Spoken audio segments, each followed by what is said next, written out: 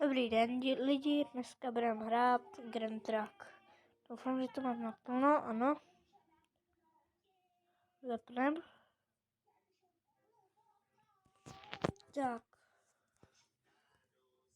Když se vám to bude líbit, dejte like a odběr.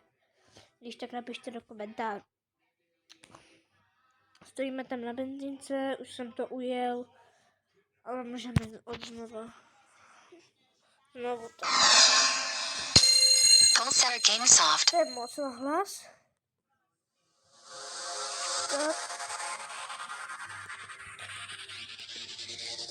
Dobrý, tak. Tak. Doufám, že to máme v pohodě.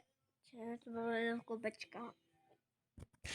Jako brzdil jsem to, ale to, když jsem třeba z kopečka nebo do kopečka, to na kopečku, tak ono to prostě, já se k tomu vrátím, ono to světe dolů. Tohle je naše auto, Staria G300. Tady stála, já mám, 918 numerů. Stála,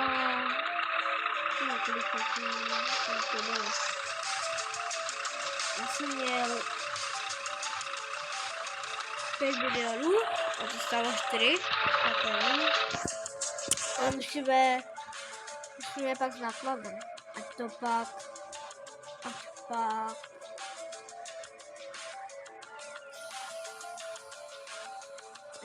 pak moje peníze. Tak, už to půjde.